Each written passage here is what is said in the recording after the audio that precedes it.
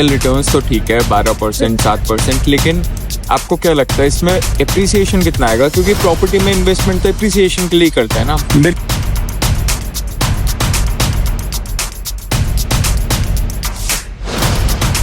Sir चलो sports भी बन जाएगा, दुकानें भी बन जाएगी, लेकिन दुकान लीज पे कौन चढ़ाएगा? मैं तो नहीं।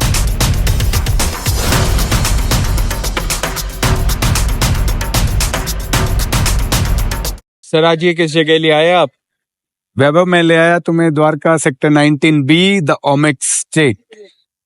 पूरा शहर बस रहा है सर? बिल्कुल पूरा शहर बस रहा है, खेलों का शहर, जहाँ पे दुनिया का हर बेहतरीन से बेहतरीन खेल खेला जाएगा। तो आप कौन सा खेल खिला रहे हो आज हमें? मैं आज आपको खिला रहा हूँ कैसे एक कॉन्सेप्ट को समझा जाए और उसको दुनिया तक लेके जाया जाए। कॉन्सेप्ट? एग्जैक्टली सही समझे हैं, कॉन्सेप्ट। ये कोई हम प्रॉपर्टी की पोस्टमार्टम करने नहीं आए, आज एक कॉन्सेप्ट का पोस्टमार्टम करने आए हैं। सर आप ना मेरे को एक तो प्रॉपर्टी के पोस्टमार्टम में फंसा दे, तो अब कॉन्सेप्ट का पोस्टमार्टम क्या है सर? कॉन्सेप्ट ये है वैभव, हिंदुस्तान में पहली बार ओमेक्स द स्टेट लेके आ रहा है एक ऐसा कॉन्सेप्ट जिसमें कि एक स्पोर्ट सिटी बसेगी और स्पोर्ट सिटी के साथ में एक बहुत ही बेहतरीन state of the art commercial hub बनेगा। सो द्वारका एक ऐसा लोकेशन है जहाँ पे मेरे ख्याल से 30 से 35 लाख लोग रहते हैं और उनके पास अपना कोई बेहतरीन state of the art club नहीं है, स्टेडियम नहीं है, स्पोर्ट्स फैसिलिटीज नहीं है, तो उसके लिए ओमेक्स ये लेके आ रहा है। तो ये जब हम इसको डिटेल में बात करेंगे तो आपको समझ में आएगा एग्जैक्टली कॉन्सेप्ट क्या है। तो ओमेक्स ये पूरा लैंड खुद बना रहा है और ये स्पोर्टिंग फैसिलिटीज खुद के लिए बना रहा है? ऐसा नहीं है, ये ओमेक्स और डीडीए का एक पीपीपी मॉडल है, public private partnership model. Land DDA की है, डेवलप कर रहे हैं ओमेक्स। सो 50.45 एकड़ लैंड है जिसमें एक स्पोर्ट सिटी बनेगी और एक कमर्शियल हब बनेगा। स्पोर्ट सिटी बनेगी 35 एकड़ लैंड में और 15.4 एकड़ लैंड में कमर्शियल हब बनेगा। अच्छा, और इस कमर्शियल हब में क्या क्या होगा? इस कमर्शियल हब में होगा रिटेल शॉप्स, फूड कोर्ट, आपका मल्टीप्लेक्स, इसके अंदर ही होगा आपके सभी स्पोर्ट्स खेलने के लिए स्पोर्ट्स क्लब और एक बेहतरीन 5 स्टार क्लब जो कि ओपन टू ऑल होगा, not only for the retail shop buyers, that will be open to all. Sir आप जब बोल रहे हैं कि सारे स्पोर्ट्स होंगे, ऐसे कितने स्पोर्ट्स हैं यहाँ? आप you name the sport, starting from badminton, lawn tennis, swimming, skipping, skating, you know, chess, anything and everything will be there. Sir अगर मैं बात करूं क्रिकेट और फुटबॉल की, तो उसी के 2 बड़े बड़े स्टेडियम बनाने में इतना एरिया लग जाता है। तो जो यहाँ पे एक स्टेडियम बनने जा रहा है जिसकी कैपेसिटी अभी अप्रूव्ड है 30,000 व्यूअर्स, वो ड्यूअल कॉन्सेप्ट पे है। वो स्टेडियम जो होगा cricket stadium as well as football stadium होगा, कन्वर्टेबल स्टेडियम होगा। यस, एंड उसकी कैपेसिटी बहुत जल्दी 42,000 पे एनहांस हो जाएगी। सर ये तो बहुत महंगा भी होगा फिर यहाँ इन्वेस्ट करना?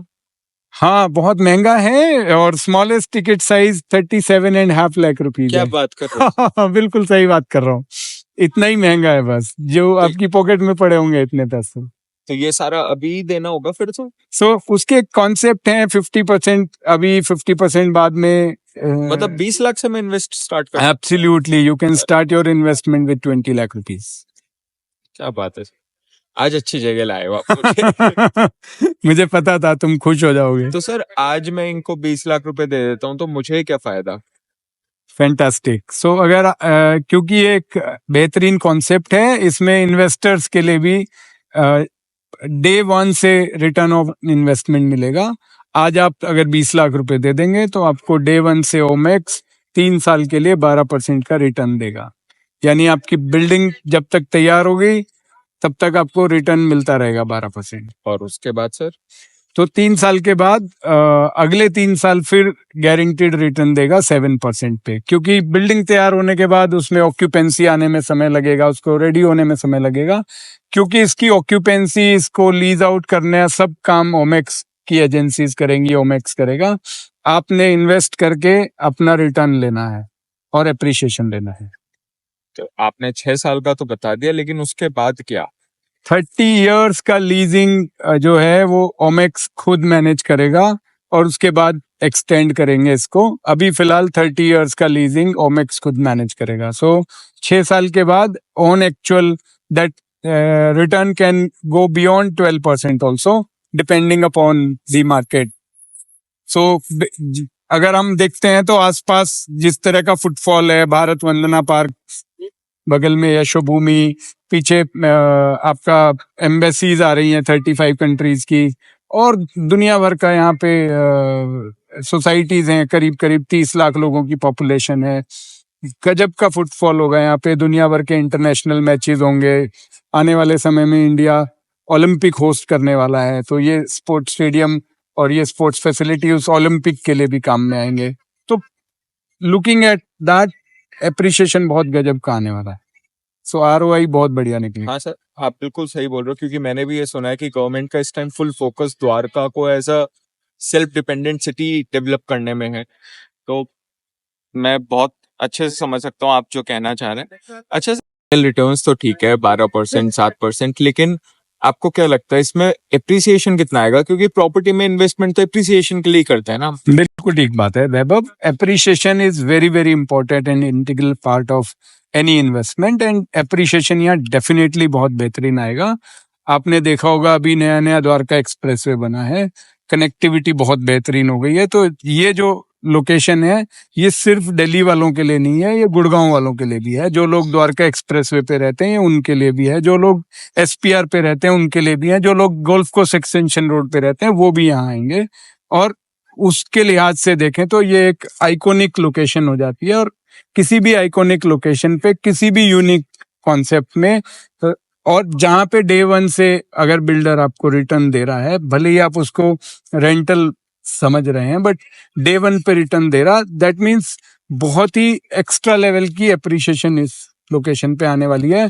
इसलिए बिल्डर इसको इस तरह की वैल्यू दे रहा है प्रोजेक्ट को। और यहाँ पे जो फुटफॉल है, जिस तरह से ये हब चलेगा 30 साल तक, ओमेक्स इसको मैनेज करेगा, कोई भी वजह ही नहीं है इस कॉन्सेप्ट को ना चलने की। जो कॉन्सेप्ट चलेगा, जो हिट होगा, डेफिनेटली उसमें अप्रिशिएशन आएगा। एयरपोर्ट के नजदीक है, 30 लाख लोगों की आबादी के बीच में पहली बार कोई ऐसा हब बनने जा रहा है, अप्रिशिएशन डेफिनेटली आएगा। और स्टेजेस में आपको अप्रिशिएशन नजर आने लगेगा। जैसे ही कंस्ट्रक्शन शुरू होगी, फर्स्ट फेज की कंस्ट्रक्शन कंप्लीट होगी, सेकंड की कंप्लीट होगी, जिस दिन ऑक्यूपेशन आएगा, जिस दिन यहाँ पे फुटफॉल शुरू होगा, हर स्टेज में अप्रिशिएशन आएगा। आप तो बिल्कुल अभी लॉन्चिंग की स्टेज में इन्वेस्टमेंट करने जा रहे हैं। अभी पहला अप्रिशिएशन जिस दिन लॉन्च करने जाएंगे उसी दिन आ जाएगा, आप देखेंगे। तो सर, इस एरिया के आसपास और क्या है जिसकी वजह से लोग यहाँ आएंगे, या कनेक्टिविटी कैसी है इस जगह की? इस एरिया के आसपास है वैभव भारत वंदना पार्क, जहां से एक फुटओवर ब्रिज ओमेक्स ने प्रोविजन रखा है, जिसको वही मैनेज करेंगे। जो लोग पार्क में घूमने आएंगे, 220 एकड़ का पार्क बनने जा रहा है, और कहते हैं पूरे हिंदुस्तान का सबसे बेहतरीन थीम पार्क बनने जा रहा है। उस पार्क में जो लोग आएंगे वो लोग यहाँ पे घूमने जरूर आएंगे, क्योंकि ये इतना बेहतरीन तरीके से मार्केट किया गया है, बताया गया है लोगों को, कि हर आदमी वेट कर रहा है जिस दिन ये बनेगा मैं देखने जरूर जाऊंगा, मैं इसमें इन्वेस्टमेंट करूंगा, मैं इसमें शॉपिंग करूंगा। उसके बगल में आपका यशोभूमि है, 35 एम्बेसीज के ऑफिस यहाँ बनने वाले हैं, 30 लाख लोगों की पॉपुलेशन में बार बार बता रहा हूँ।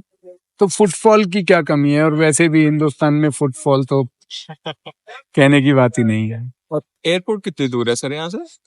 Airport is hardly 25 minutes. अब आप ये कहेंगे मैं मिनट्स में क्यों बता रहा हूँ, किलोमीटर में क्यों नहीं बता रहा हूँ। अगर आप देखेंगे बहुत सारी जगहों पे हमारा किलोमीटर हार्डली 5 होता है और टाइम 1 घंटा लग जाता है। ये जो कनेक्टिविटी है उसके हिसाब से हार्डली 25 मिनट में आप एयरपोर्ट पहुंच जाएंगे यहाँ। सर चलो, स्पोर्ट्स भी बन जाएगा, दुकानें भी बन जाएगी, लेकिन दुकान लीज पे कौन चढ़ाएगा? मैं तो नहीं आऊंगा यहाँ पे। आपको बिल्कुल आने की जरूरत नहीं होगी वैभव। मैंने पहले भी बताया, पूरा काम ओमेक्स ने अपने जिम्मे रखा है, लीज पे चढ़ाने का, उसका रेंटल लेने का, और आपको आपका रेंटल मंथ ऑन मंथ देने का। सो बिल्कुल निश्चिंत हो जाइए, अपना पैसा लगाइए और तान के सो जाइए। अरे वाह। और चलिए सर, स्पोर्ट्स स्टेडियम्स भी मैं मानता हूँ बना देगा, सब कुछ हो जाएगा, बट यहाँ स्पोर्ट्स खेलने कौन आएगा? स्पोर्ट्स खेलने आएंगे हर वो व्यक्ति जिसको स्पोर्ट्स खेलना है। लोकली, इंटरनेशनली, हर जगह से लोग स्पोर्ट्स खेलने आएंगे। ये जो फैसिलिटी बनने जा रही है, ये आईसीसी और फीफा से अप्रूव्ड है, ओलंपिक स्टैंडर्ड है, और जितनी भी स्पोर्ट्स अथॉरिटीज हैं सबसे अप्रूव्ड हैं। सो जो अपने नेशनल प्लेयर्स हैं, इंटरनेशनल प्लेयर्स हैं, ये उन सब के लिए बन रहा है, और जो अपकमिंग नेशनल इंटरनेशनल प्लेयर्स हैं उन सब के लिए भी बन रहे हैं। सर तो आप भी यहाँ आके क्रिकेट खेल सकते हैं। आपने जैसे कहा कि ये स्पोर्ट्स सिटी पहली बार इंडिया में आ रही है, तो वर्ल्ड में ऐसा कुछ और पहले भी है? बिल्कुल है, जैसे 7 वंडर्स ऑफ द वर्ल्ड है, ऐसे 7 जगहों पे 7 स्पोर्ट्स सिटी ऑलरेडी है। ये 8वीं स्पोर्ट्स सिटी है जो इंडिया में आ रही है, इंडिया में पहली बार आ रही है। इससे पहले पेरिस, मेलबर्न, दुबई, बीजिंग जैसी जगहों पे ये स्पोर्ट्स सिटी ऑलरेडी है, और बहुत सक्सेसफुली कॉन्सेप्ट है हर जगह पे। इसीलिए डीडीए और ओमेक्स दोनों ने मिलके पीपीपी मॉडल पे इसको इंडिया में लाने का फैसला किया है। सर स्पोर्ट्स ठीक है बन जाएगा, लेकिन स्पोर्ट्स के नाम से ही सिर्फ क्राउड पुल नहीं हो सकता, और क्राउड को यहाँ अट्रैक्ट करने की, फुटफॉल लाने के लिए और क्या क्या किया जा रहा है यहाँ पे? फैंटास्टिक। सो क्राउड पुल करने के लिए यहाँ पे 5 star hotel, club, open for all, retail store, food courts, jewellery का एक भरपूर बड़ा मार्केट जिसमें एक्सक्लूसिव ज्वेलरी के ब्रांड्स होंगे, वर्ल्ड के बेस्ट ऑफ द ब्रांड्स जो स्पोर्ट्स एरिना में है उन सब के आउटलेट्स यहाँ पे होंगे। उसके अलावा एक हब बनाया जा रहा है जहाँ पे 10,000 लोग बैठ के इवेंट्स एंजॉय कर सकते हैं। जब मैच चल रहा होगा वहाँ 42,000 लोगों की कैपेसिटी से छकाछक भरा होगा स्टेडियम। तुम्हारे मेरे जैसे जो लोग टिकट नहीं लेके अंदर जा पाए होंगे अपनी ऑक्यूपेंसी की वजह से, वो बाहर बैठ के मैच देख सकते हैं। जैसे साइबर हब अगर आप गए हैं, वहाँ पे इवेंट्स चलते रहते हैं, इवनिंग में इवेंट्स चलते रहते हैं, उस तरह का एक वो छोटा कैपेसिटी का एक जगह है। ये 10,000 लोगों की कैपेसिटी का एक जैसे times square, yes, times square जैसा एक वो बनाया जा रहा है।